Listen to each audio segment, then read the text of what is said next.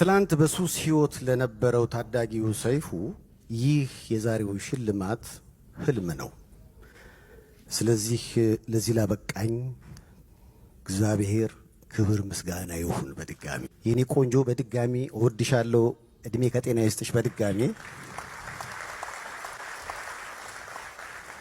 በሬዲዮ በቲቪ ሳጠፋ እየመከራችሁ ላሳደጋችሁኝ መላው ኢትዮጵያውያን ምስጋናዬ ይድረሳችሁ። ሰይፉሻ እንኳን ደስ አለህ። ያንተም ደስታ የኛም ደስታችን ነው። አንተ ምርጥ ኢትዮጵያዊ ነህ።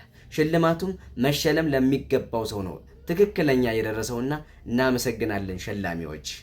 አንተ በቀልድና ጨዋታ መሃል ቁም ነገርህን የማትዘነጋ ደግነትን የምታስተምረው በጣም የሚገርም ነው። ቅን ልብ ነው ያለህና በጣም እናመሰግናለን። ሁሉም ጋዜጠኛ ያንተን አርአያነት እንዲከተሉ እንፈልጋለን። እንወድሃለን። ሽልማቱ ከዚህ በላይ እንዲሆን እንፈልጋለን። አድናቆቴ ይድረስበት። ሼር አድርጉት እስኪ በእናታችሁ።